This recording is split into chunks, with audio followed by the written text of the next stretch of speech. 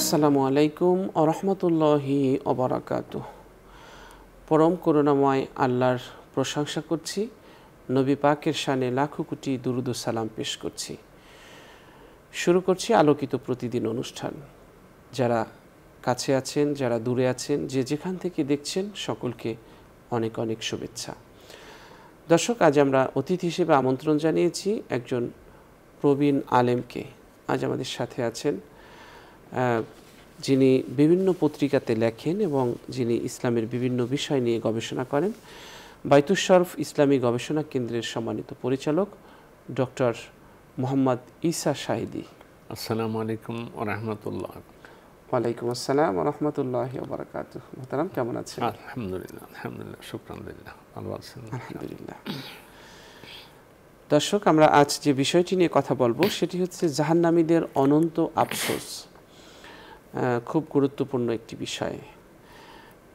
জাহান্নামীরা অনেক আফসোস করবে জাহান্নামে বসে, কাঁদতে কাঁদতে চোখের সব পানি শেষ হয়ে যাবে, মিনতি আর ফরিয়াদের সব ভাষা শেষ হয়ে যাবে।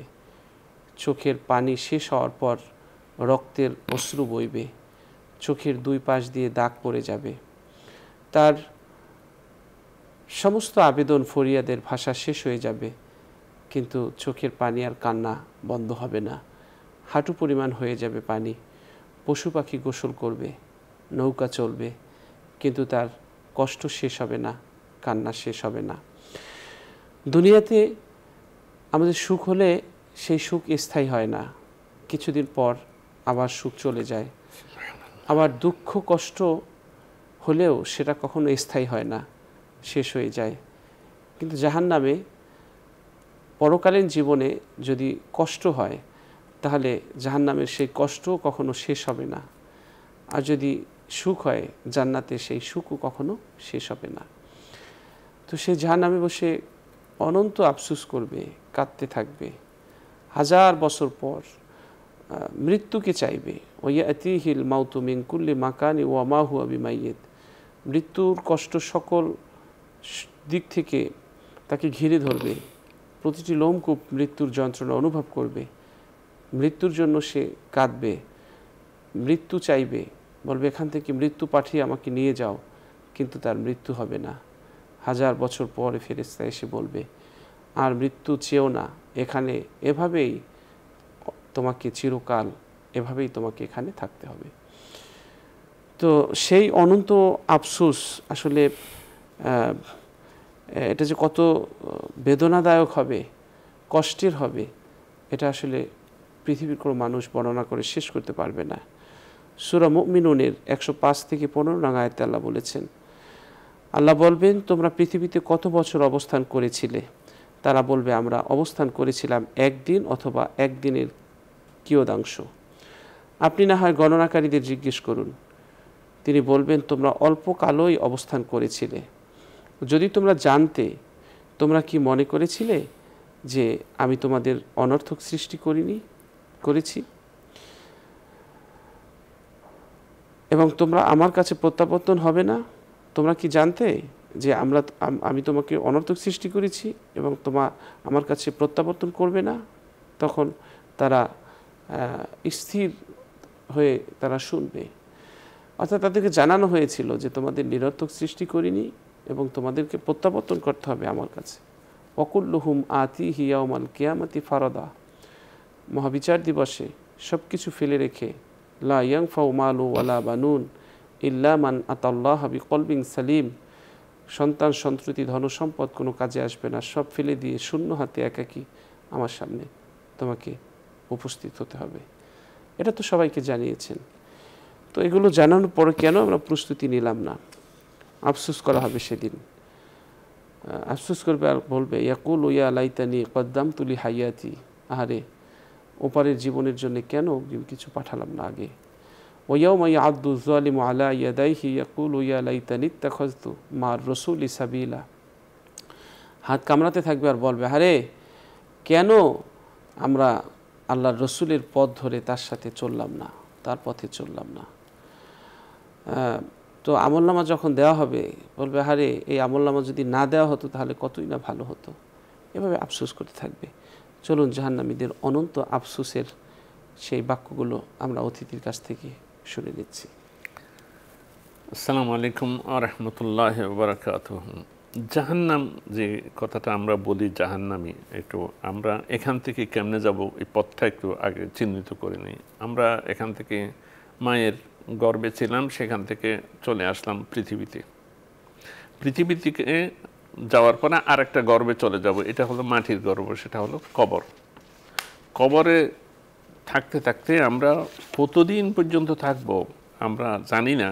যখন কিয়ামত হবে তখন একটা প্রথম কিয়ামত হলে সমস্ত কিছু লন্ডভন্ড হয়ে সব শেষ হয়ে যাবে, আকাশ চৌচির হয়ে যাবে, তারকাগুলো খসে পড়বে,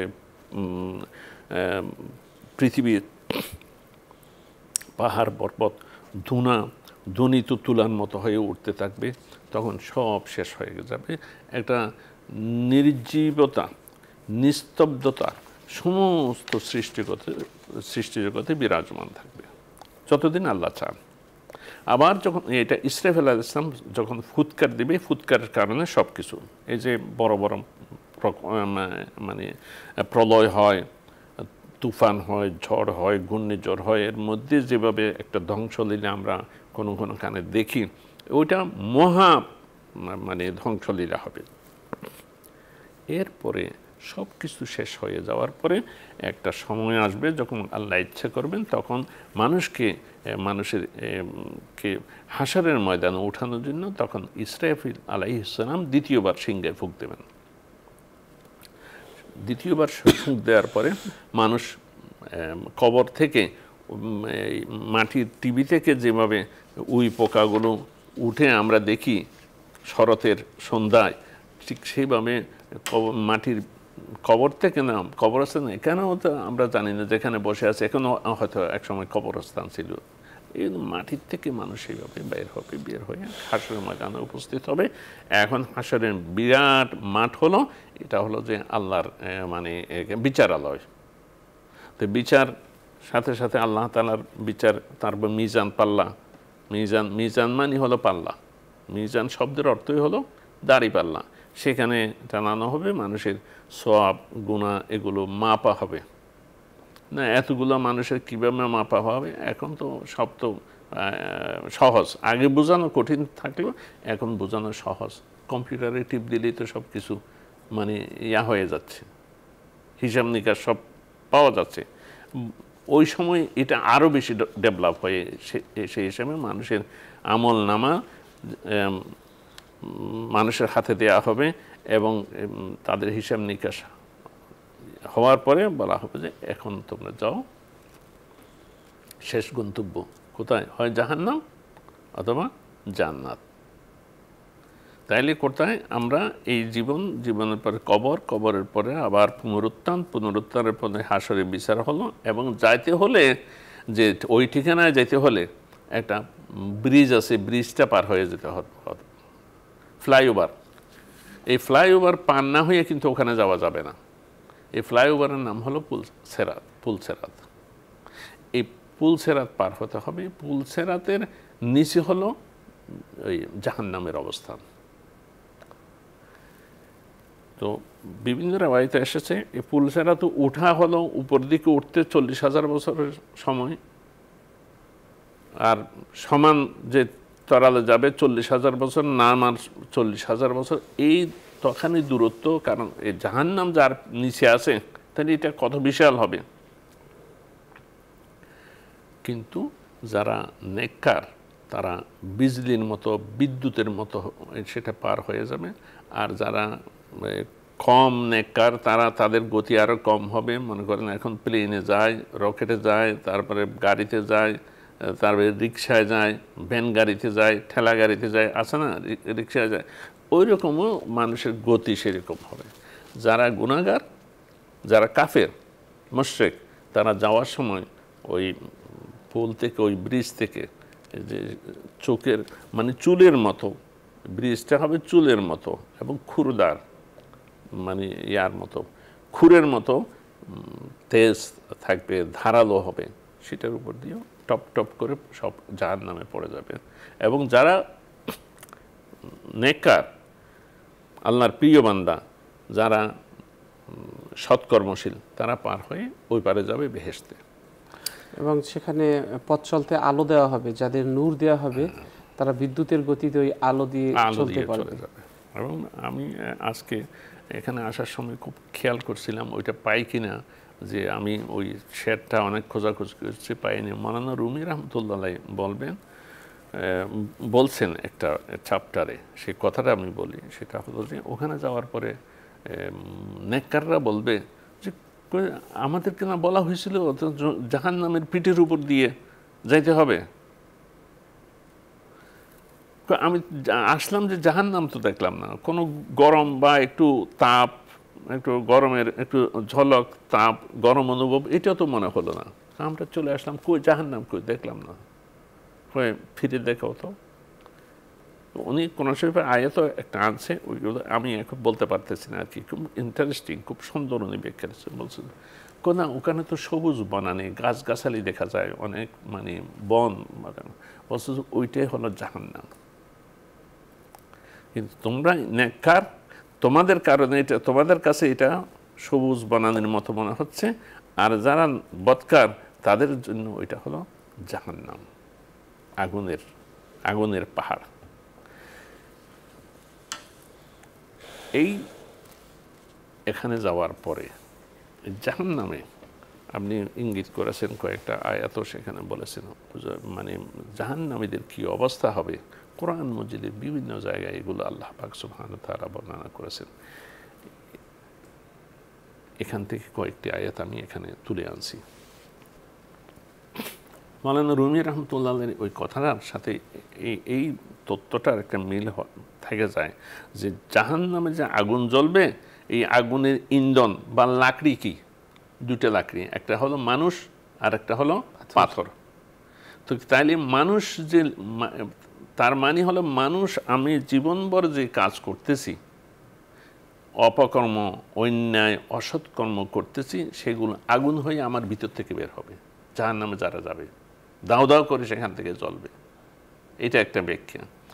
আর যারা সৎকর্মশীল তাদের ভিতর থেকে ওই সৎকর্ম, সৌন্দর্য, বেহেশতের সৌন্দর্যগুলো সেখান থেকে বের হবে। কুল্লু নাফসিন বিমা কাসাবাত রহিনা, আল্লাহ পাক সুবহানাহু ওয়া তাআলা সূরা মুদ্দাসিরে বলতেছেন, প্রত্যেক মানুষই তার যে কর্মফলের কাছে দায়ী। মানে যে সে যা করতেছে তার কাছে সে দায়ী, অর্থাৎ তার আমল, তার কাজকর্ম, এগুলো সেখানে গিয়ে প্রকাশ পাবে। ইল্লা আসহাবাল ইয়ামিন, তবে আসহাবুল, ডানপন্থী যারা আছে তারা নয়। ডানপন্থী মানে এটা এই আমাদের ডানপন্থী বামপন্থী রাজনীতির ভাষা নয়, এটা কোরআন শরীফের ভাষা। ডানপন্থী মানে আল্লাহপন্থী যারা আছে তাদের। আসহাবুল ইয়ামিন ফি জান্নাতিন ইয়াতাসাআলুন, এরা জান্নাতে থাকবে, বেহেশতে বালাখানায় বসে বসে থাকবে, কিন্তু ওখানে ওই দোজখীদেরকে আবার দেখবেও। মনে করেন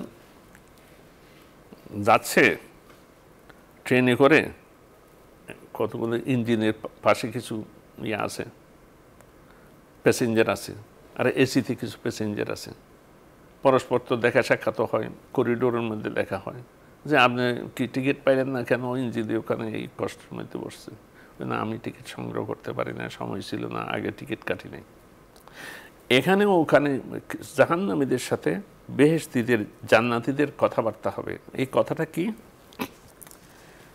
আনিল মুজরিমিন, যারা অপরাধী তাদের কাছ থেকে জিজ্ঞাসা করবে জান্নাতীরা, বলবে যে মা সালাকাকুম ফি সাকার, এই যে দোজখে গেলা, কি ব্যাপার, কি তোমাদের কারণ কি, তোমরা দোজখে কেন গেলা? এটা আসহাবুল ইয়ামিন ফি জান্নাতি ইয়াতাসাআলুন, জান্নাতে বসে বসে জিজ্ঞাসা করবে যে কি হে গেলা কেন, অথবা টেলিফোনে বলবে, দূরে থাকলে বলবে যে এখন তো আমরা কল্পনা করতে পারতেছি না জাহান্নাম আর মানে দোজখ আর বেহেশত পাশাপাশি কিনা সেটা না, কিন্তু প্রশ্ন তো করবে।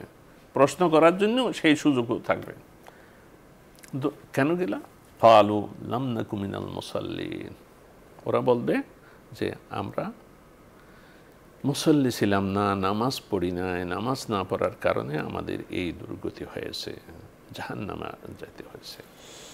ওয়ালাম নাকু নুতইমুল মিসকিন, এবং আমরা মিসকিনদেরকে খাওয়াই নাই খাবার না। আমরা খেয়েছি, উদর ফুর্তি করেছি, নষ্ট করেছি, বড় বড় হোটেলে ইয়া করেছি, কিন্তু হোটেলের বাইরে যে অভাবী মানুষ বসে আছে, আমি হোটেলে এসে খাইতেছি, নষ্টও করতেছি, 1000 টাকা বিল দিচ্ছি, কিন্তু আসার সময় রিক্সাওয়ালাকে এই 10 টাকা 5 টাকার জন্য ঘষাঘষি করি, যে এই রোদের মধ্যে যে মানে পরিশ্রম করছে, হালাল রুজি রোজগার করছে, তারা টাকাই আসছি, তার সাথে দুর্ব্যবহার করে আসছি।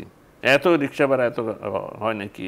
এইটুকু 10 টাকা বেশি চাইছে, ওইটা দেয় নেই। কিন্তু এখানে ওই বয়, হোটেলের বয়কে মানে নিজের ব্যক্তিত্ব জাহির করার জন্য দিচ্ছে, দেয় তো, এটা তো একটা রেওয়াজ হয়ে গেছে। রিক্সাওয়ালাকে দেবে না, এখানে দেবে, হোটেলে দেবে। ওয়ালাম নাকু নুতইমুল মিসকিন। যাই হোক, এটা আমি এমনি বললাম আর কি, কোরআন শরীফের ভাষা না, নাউজুবিল্লাহ। এটা আমি এমনি ব্যাখ্যার জন্য বললাম আর কি। কোরআন শরীফের ভাষা হলো মিসকিনদেরকে আমরা খানা খাওয়াই নাই। মিসকিন কারা? যারা অভাবী, যাদের একবেলার কোনো রকমের ব্যবস্থা আছে, রাত্রে কোথায় খাবে, কি খাবে সেটা তাদের সঙ্গতি নেই, এদেরকে মিসকিন বলা হয়। আর সাধারণ যারা অভাবী তাদেরকে ফকির বলা হয় কোরআন মজিদের হাদিসের ভাষায়। ওয়াকুন্না নাখুদু মা'আল খাইদিন। আর আমাদের অবস্থা ছিল দুনিয়াতে যখন আজে বাজে গল্প স্বল্প নিয়ে ব্যস্ত থাকতাম, বড় বড় গল্প করতাম, আড্ডা দিতাম। নাখুদু মা'আল খাইদিন মানে আড্ডা, আমরা আড্ডাবাজ ছিলাম, যেখানে ছিলাম সেখানে আড্ডায় থাকতাম। আর যাই হোক, টাকা পয়সা তো আমাদের তো এসেই যেত, আমরা আড্ডা মেরে কোরআন হাদিস এগুলো নিয়ে হাসি ঠাট্টা করে উড়াতাম। ওয়াকুন্না নুকাজ্জিবু বিয়াউমিদ্দিন। এবং আমরা পরকাল যে একটা আছে, আমাদের মৃত্যুর পরে যে কবরের পরে যে আবার পরকাল আছে, এটাকে আমরা অস্বীকার করতাম, বলতাম যে এই জীবন শেষ, এরপর আর কোনো কিছু নাই। ওয়ালাম হাত্তা আতানাল ইয়াকিন। শেষ পর্যন্ত এই অবস্থায় আমাদের ইয়াকিন, মৃত্যু এসে গেছে। ফামা তানফাহুম শাফাআতুশ শাফিঈন। আজকে এই অবস্থায় তাদেরকে কোনো সুপারিশকারী সুপারিশ তাদের কোনো কাজে আসবে না। এটা গেল। এই যে জাহান্নামীরা যে জাহান্নামে যাবে, এটারও একটা মানে দৃশ্য আল্লাহ তাআলা অঙ্কন করেছেন কোরআন মজিদে সূরা জুমারে। ওয়াসিকাল্লাযীনা কাফারু ইলা জাহান্নামা জুমারা। হাঁকায় নিয়ে ঠেলে ঠেলে এখান থেকে ওই জাহান্নামে কাফেরদেরকে নিয়ে যাওয়া হবে জাহান্নামের দিকে। হাত্তা ইযা জাউহা ফুতিহাত আবওয়াবুহা। জাহান্নামের কাছে নিয়ে যাওয়ার সময় নিয়ে গেলে তখন তাদের দরজা গেট খুলে দেওয়া হয়, জাহান্নামের গেট খুলে দেওয়া হয়েছে। দলে দলে লোক আসতেছে, তখন গেটে যে পাহারাদার আছে, ওয়াকাল লাহুম খাজানাতুহা, এই পাহারাদাররা বললেন তাদেরকে, আলাম ইয়াতিকুম রুসুলুম মিনকুম ইয়াতলুনা আলাইকুম আয়াতি রাব্বিকুম ওয়া ইউনযিরুনাকুম লিকা ইয়াউমিকুম হাযা। কি অবস্থা তোমাদের, এই পরিণতি কেন? এই জাহান্নামে কেন তোমরা আসতেছো? তোমাদের কাছে কি আল্লাহর রসুল আসে নাই? যে আল্লাহর কোরআন কিতাব তোমাদেরকে পড়ে শোনানো হয় নাই? এবং তোমাদেরকে আজকের দিনে যে আসতে হবে, এই পরিণতি হবে, সেটা সম্পর্কে তোমাদেরকে সতর্ক করেছিল, সেই সতর্ক মানে কি তোমরা শুনো নাই? ক্বালু বালা, বলবে যে হ্যাঁ। ওয়ালাকিন হাক্কাত কালিমাতুল আযাবি আলাল কাফিরিন। শুনছি, কিন্তু আল্লাহ পাক সুবহানাহু ওয়া তাআলা বলছেন যে তাদের ব্যাপারে কালাম মানে আযাবটা সাব্যস্ত হয়ে গেছে। কেন? তাদের কর্মফলের কারণে। তারা নবীর কথা শুনে নাই, হেদায়েতের কথা শুনে নাই, আল্লাহর পথে যারা ডাকছিল তাদের সাথে উপহাস করেছে, সেগুলো কানে নেয় নাই। এই জন্য তাদের জন্য এই অবস্থা হয়েছে। এবং এই ঠিকানাটা, এই জায়গাটা খুবই খারাপ। আচ্ছা,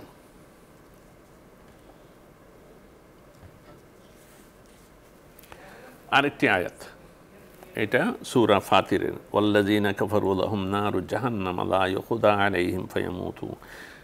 যারা কাফের তাদের উপরে শাস্তি, বিশেষ করে যে শাস্তি দেওয়া হবে সেটা হলো জাহান্নামের আগুন। বলছে যে জাহান্নামের আগুন তো লাগলে কতক্ষণ পুড়ে যায়, মরে যায়।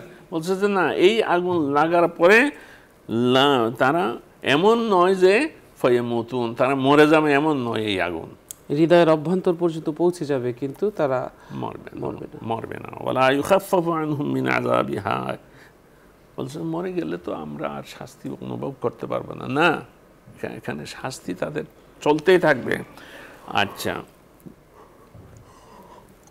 তখন তারা চিল্লায় চিল্লায় চিৎকার করে করে বলবে, রব্বানা আখরিজনা না'মাল সালিহান গায়রাল্লাযী কুন্না না'মাল, আল্লাহ আমাদেরকে এখান থেকে একটু বের করে দাও, আমরা যাইয়া আমল করব, আগে যে সমস্ত কাজকর্ম করতাম, আড্ডা দিতাম, তারপর দ্বীনের বিরুদ্ধে আচরণ করেছি, এগুলো বাদ দিয়া তোমার পথে চলবো, আমাদেরকে একটু বাইর করে দাও। আওয়ালাম নুআম্মিরকুম মা ইয়াতাযাক্কারু ফীহি মান তাযাক্কারা ওয়া জাআকুমুন নাযীর, তখন তাদেরকে বলা হবে তোমাদেরকে কি একটা জীবন দেই নাই, যে জীবনে সম্পর্কে আমার পক্ষ থেকে সতর্ককারীরা তোমাদেরকে সতর্ক করেছিল তোমরা যাতে সৎ পথে চলো, এবং তোমাদেরকে এই জীবন দেওয়া হয়েছিল যে জীবনে তোমাদের এই অবকাশ ছিল, সুযোগ ছিল যে তোমরা সৎ পথে চলবে, আল্লাহর পথে চলবে। আমাদের একটা অভ্যাস আছে না, লোকদের বলছে যে কি নামাজ পড়ে না কেন, কয় আমি তো ছোটবেলায় তো মা বাবা আমাদেরকে শিখায় না। আরে ছোটবেলায় শিখায় না, পারে নাই আর কি, হয়তো ওনারা অবহেলা করেছে, না কোনো সুযোগ ছিল না। এখন বড় হয়ে দুনিয়া চিনেন, সব কিছু পড়েন, সব কিছুর জন্য সময় ব্যয় করেন, আর বিশেষ করে এখন ইন্টারনেট হয়ে গেছে, এখন কোরআন শরীফ শেখার জন্য তো সব সুযোগ এখানে আছে।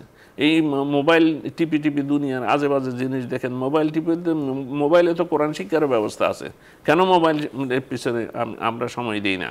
এগুলো সবগুলো প্রশ্ন, এই প্রশ্নগুলো তখন আসবে, কেউ এগুলোর জবাব দিতে পারবে না।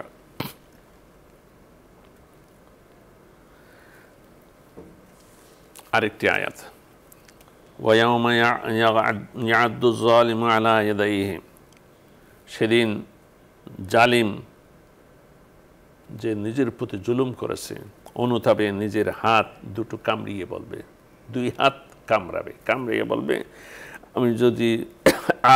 আমি যদি রসুলের সাথে কোনো পথ অবলম্বন করতাম, ইয়া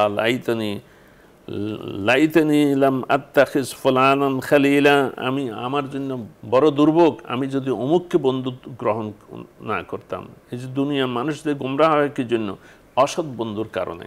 আমি যদি আল্লাহর রসুলের পথে থাকতাম, আল্লাহর রসুলের পথে যারা আছে তাদের পথে থাকতাম, আজকে আল্লাহর রসুলের পথ থেকে যারা বিচ্যুত তাদেরকে যদি আমি বন্ধু হিসেবে গ্রহণ না করতাম,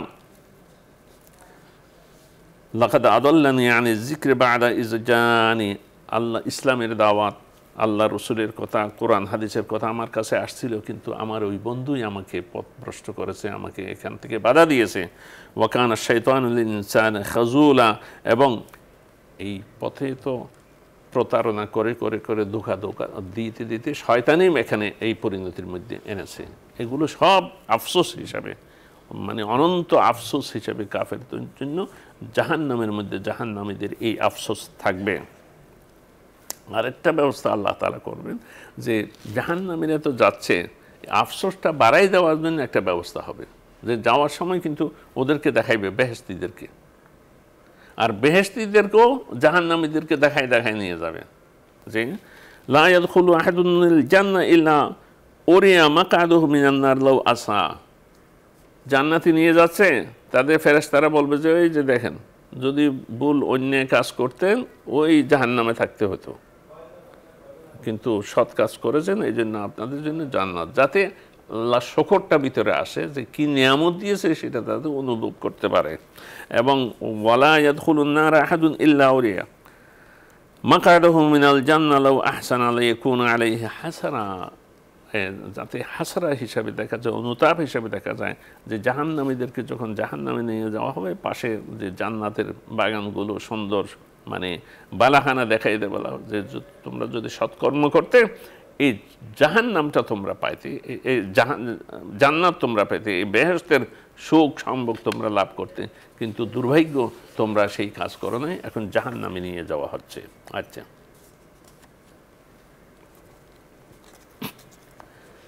জাহান্নামে এবং জান্নাতের লোকদেরকে দিয়ে দেওয়ার পরে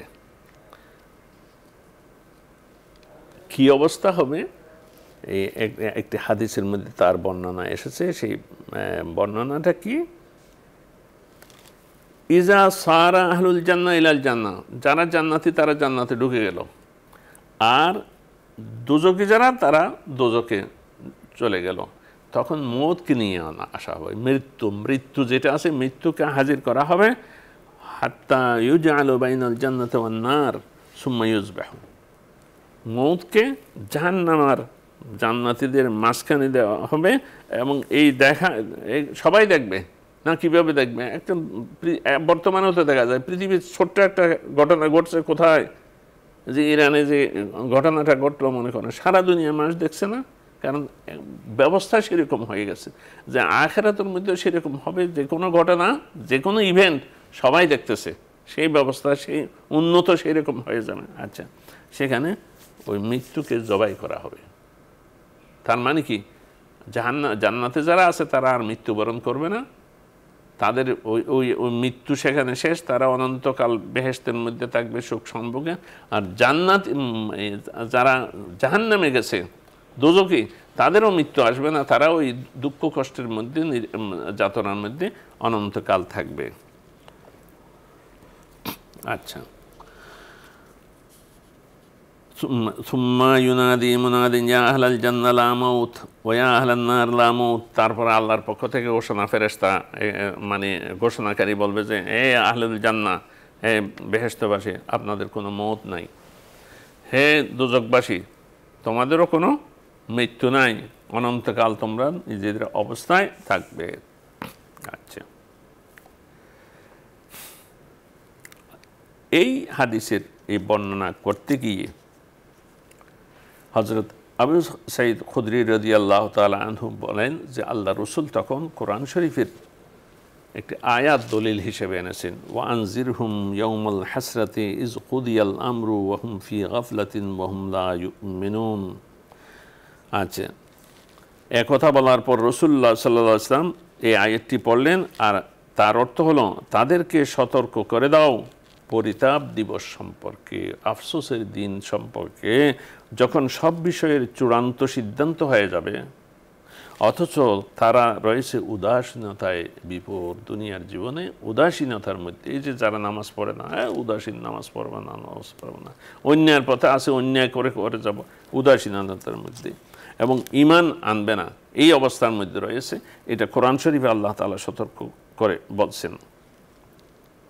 এবং হুজুর আকরাম সাল্লাল্লাহু আলাইহি ওয়াসাল্লাম যখন এই আয়াত তেলাওয়াত করেন, তখন তিনি দুনিয়ার দিকে মানে হাতে ইঙ্গিত করে, ইশারা করে বুঝাইছেন যে দুনিয়া নিয়ে মহাব্যস্ত, কিন্তু দিন নিয়ে, আখিরাত নিয়ে, আল্লাহ এবং আল্লাহ রসুলের শিক্ষা নিয়ে, কোরআন নিয়ে, হাদিস নিয়ে, ইসলামের পথে চলার বিষয়ে তারা কোনো উদ্যোগ নেয় না। আচ্ছা,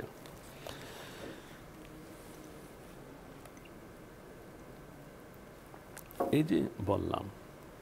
জি মোহতারাম, আল্লাহ তাআলা বলেছেন যে কাল্লা বাল তুহিব্বুনাল আজিলাতা ওয়া তাযারুনাল আখিরা, তোমরা পরকালকে ছুঁড়ে ফেলেছো এবং দুনিয়াকে আঁকড়ে ধরেছো। আসলে আমরা পরকালকে ছুঁড়ে ফেলেছি, একটা সময় হয়তো বুঝতে পারবো যে পরকাল ছুঁড়ে ফেলার ক্ষতিটা কত বেশি, কিন্তু তখন আসলে আমাদের আর সেটার ক্ষতিপূরণ আসলে করে শেষ করা যাবে না। তো আমাদের সকলকে পরকালমুখী হতে হবে এবং জান্নাত জাহান্নামের কথা আমাদের স্মরণে রাখতে হবে। আল্লাহ সেই তৌফিক দান করুন। দর্শক মোহতারাম, চমৎকার আলোচনা করেছেন। আল্লাহ তাআলা সূরা সাফফাতের ২৭ থেকে ৩৩ নং আয়াতে বলেছেন, আর তারা একে অন্যের মুখোমুখি হয়ে জিজ্ঞাসাবাদ করবে। তারা বলবে, তোমরা তো আমাদের ডান দিক থেকে আসতে। তারা বলবে, বরং তোমরা বিশ্বাসী ছিলে না এবং তোমাদের উপর আমাদের কোনো কর্তৃত্বও ছিল না। বস্তুত তোমরাই ছিলে সীমা লঙ্ঘনকারী সম্প্রদায়। আমাদের বিরুদ্ধে আমাদের প্রতিপালকের কথা সত্য হয়েছে। আমাদের বিরুদ্ধে আমাদের প্রতিপালকের কথা সত্য হয়েছে। আমাদের অবশ্যই শাস্তি আস্বাদন করতে হবে। আমরা তোমাদের বিভ্রান্ত করছিলাম, কারণ আমরা নিজেরাই বিভ্রান্ত ছিলাম। সুতরাং তারা সবাই সেদিন শাস্তিতে শরিক হবে। এরপর যারা বিভিন্ন নেতাদের অনুসারী হওয়ার কারণে জাহান্নামী হবে, তাদের ব্যাপারে কোরআনুল কারীমের সূরা আহজাবের ৬৭ থেকে ৬৮ নং আয়াতে আল্লাহ তাআলা বলেছেন, আর তারা বলবে, হে আমাদের রব, আমরা আমাদের নেতা এবং বড় লোকদের অনুসরণ করছিলাম এবং তারা আমাদের পথভ্রষ্ট করেছিল। হে আমাদের প্রভু, তাদের দ্বিগুণ আযাব প্রদান করুন এবং তাদের উপর মহা লানত বর্ষণ করুন। তারা সেখানে কথোপকথন করবে এবং তাদেরকে লানত করতে থাকবে যাদের কারণে তারা জাহান্নামী হয়েছে। সূরা ইব্রাহিমের 22 নং আয়াতে আল্লাহ বলেছেন, যখন সবকিছুই মীমাংসা হয়ে যাবে তখন শয়তান তার অনুসারীদের বলবে, আল্লাহ তোমাদের প্রতিশ্রুতি দিয়েছিলেন সত্য প্রতিশ্রুতি, আমিও তোমাদের প্রতিশ্রুতি দিয়েছিলাম, তবে আমি তোমাদের প্রতি দেয়া প্রতিশ্রুতি ভঙ্গ করেছি। আমার তো তোমাদের উপর কোনো ক্ষমতা ছিল না, আমি শুধু তোমাদের আহ্বান করেছিলাম আর তোমরা আমার আহ্বানে সাড়া দিয়েছিলে। কাজেই তোমরা আমার প্রতি দোষারোপ করো না, তোমরা তোমাদের প্রতিই দোষারোপ করো। আমি তোমাদের উদ্ধারে সাহায্য করতে সক্ষম নই এবং তোমরাও আমাকে উদ্ধার করতে সক্ষম নও। তোমরা যেই আগে আমাকে আল্লাহর শরীক সাব্যস্ত করেছিলে তার সঙ্গে আমার কোনো সম্পর্ক নেই। জালিমদের জন্য তো বেদনাদায়ক শাস্তি আছে। সুবহানাল্লাহ। তো এই যে সেদিন আসলে আমাদের আফসোস করতে হবে, আফসোস ছাড়া আসলে সেদিন আমাদের আর কিছুই থাকবে না। আল্লাহ তাআলা বলেন, সেদিন মুনাফিক পুরুষ এবং মুনাফিক নারী মুমিনদের বলবে, তোমরা আমাদের জন্য একটু থামো যেন আমরা তোমাদের জ্যোতির কিছু অংশ গ্রহণ করতে পারি। বলা হবে, তোমরা তোমাদের পিছনে ফিরে যাও এবং আলো তালাশ করো। অতঃপর উভয়ের মাঝামাঝি স্থাপিত হবে একটি প্রাচীর, সেখানে একটি দরজা থাকবে যার অভ্যন্তরে থাকবে রহমত ও বহির্ভাগে থাকবে আযাব। মুনাফিকরা মুমিনদের ডেকে বলবে, আমরা কি পৃথিবীতে তোমাদের সঙ্গী ছিলাম না? তারা বলবে, হ্যাঁ, তবে তোমরা নিজেরাই নিজেদের বিপদ ডেকে এনেছো। তোমরা প্রতীক্ষা করেছিলে, সন্দেহ পোষণ করেছিলে এবং অলিক আকাঙ্ক্ষা তোমাদের মোহচ্ছন্ন করে রেখেছিল। আল্লাহর হুকুম মৃত্যু আসা পর্যন্ত আর আল্লাহ সম্পর্কে তোমাদের ধোঁকা দিয়েছিল এক মহাপ্রতারক শয়তান। সূরা হাদীদের 13 থেকে 14 নং আয়াত।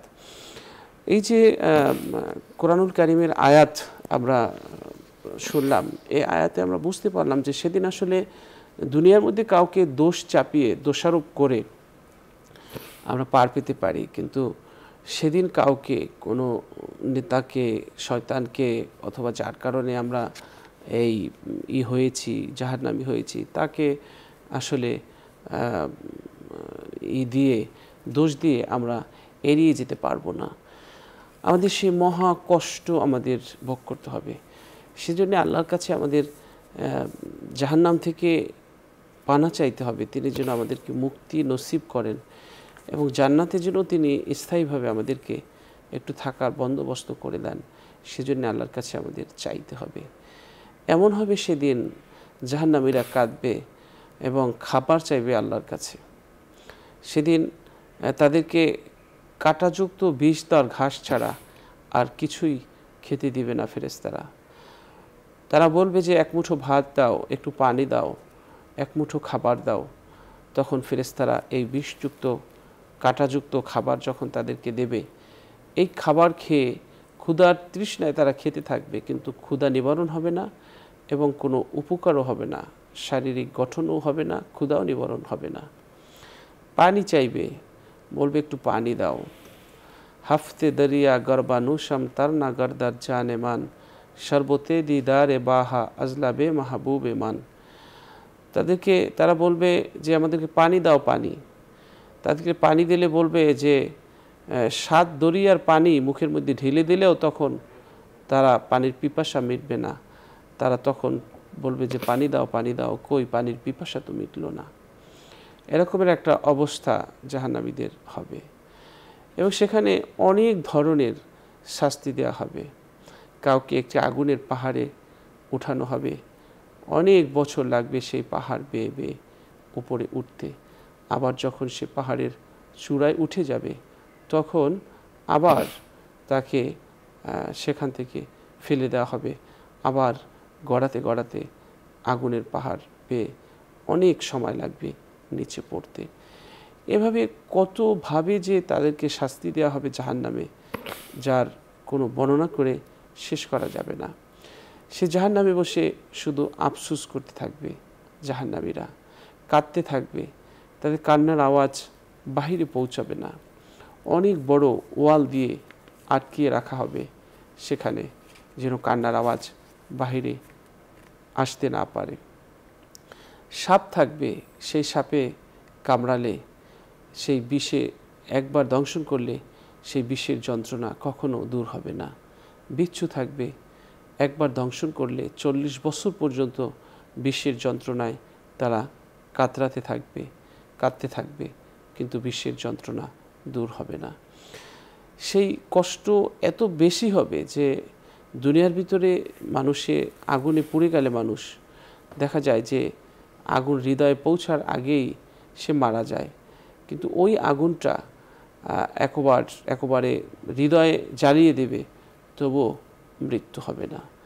সেই সময়গুলোর কথা যদি আমরা মনে করি তাহলে অপরাধ আমাদের কমে যাবে।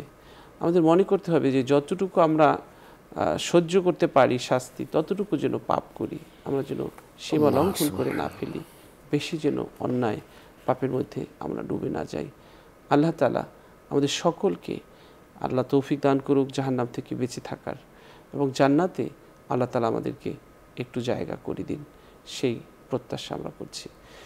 দর্শক, আমরা অনুষ্ঠানের এই পর্যায়ে একটি মোনাজাত করব। আপনারা যে যেখান থেকে আমাদের এই অনুষ্ঠান দেখছেন, আপনারাও চাইলে আমাদের সাথে মোনাজাতে শরীক হতে পারবেন। আল্লাহুম্মা সাল্লি আলা মুহাম্মদ ওয়া আলা আলি মুহাম্মদ কামা সাল্লাইতা আলা ইব্রাহিম ওয়া আলা আলি ইব্রাহিম ইন্নাকা হামিদুম মাজিদ।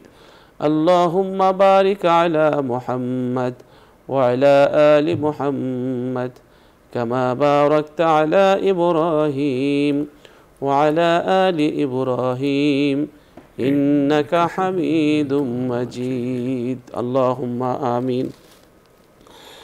রব্বানা যালামনা আনফুসানা ওয়া ইল্লাম তাগফির লানা ওয়া তারহামনা লানাকুনান্না মিনাল খাসিরিন। আমিন। আল্লাহ, গুনার বোঝা নিয়ে আপনার শাহী দরবারে হাত পেতেছি গো আল্লাহ। জীবনে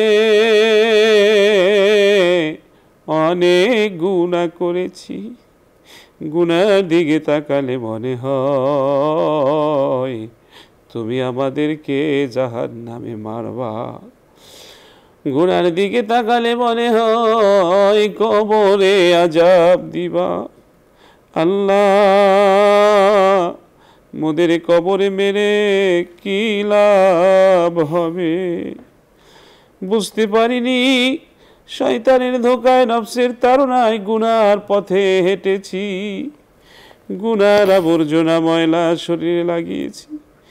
তুমি তো মহিম, তুমি তো মহামহিম, তুমি তো সর্বশক্তিমান। কোনো গুনাই তোমার কাছে ক্ষমা করে দেওয়া কোনো ব্যাপার নয়।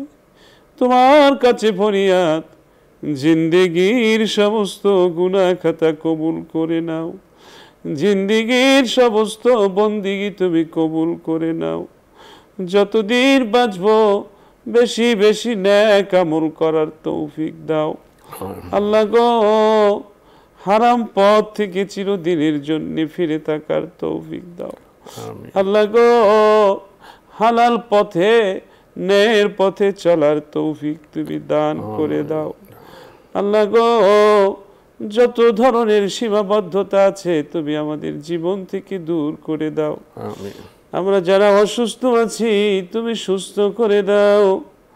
আল্লাহ, আমাদের দেশের প্রতি তোমার রহমত বরকত নাজিল করো।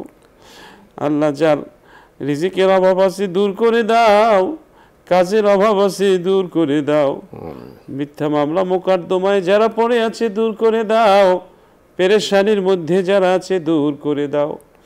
আমাদের সাথে যারা হাত তুলেছে এদের মধ্যে যার মা বাবা অন্ধকার কবরে পড়ে কান্দে তাদেরকে মাফ করে দাও। আত্মীয় স্বজন ময় মুরব্বী আনে কেরাম যারা অন্ধকার কবরে চলে গেছে তাদেরকে তুমি মাফ করে দাও। রব্বুল আলামিন, তোমার কাছে ফরিয়াদ, তুমি কখনো আমাদেরকে রব্বুল আলামিন শয়তানের হাতে ছেড়ে দিও না। শয়তান থেকে বাঁচার তৌফিক আমাদেরকে নসিব করো। এই অনুষ্ঠানের পৃষ্ঠপোষক বসুন্ধরা গ্রুপের চেয়ারম্যান, আল্লাহ তাকে নেক হায়াতে তয়্যিবা দান করো। তার আত্মীয় স্বজন ময় মুরব্বিয়ান কিরাম, মা বাবা, আত্মীয় স্বজন শ্বশুর শাশুড়ি এদের মধ্যে যারা অন্ধকার কবরে আছে তাদেরকে তুমি মাফ করে দাও। বসুন্ধরা গ্রুপের সবগুলো প্রতিষ্ঠানকে কবুল করে নাও। সুবহান রাব্বিকা রাব্বিল ইজ্জাতি আম্মা ইয়াসিফুন ওয়া সালামুন আলাল মুরসালিন ওয়ালহামদুলিল্লাহি রাব্বিল আলামিন। দর্শক, আমরা আজ এখানেই বিদায় নিচ্ছি। আল্লাহ হাফেজ। আসসালামু আলাইকুম ওয়া রাহমাতুল্লাহি ওয়া বারাকাতুহু।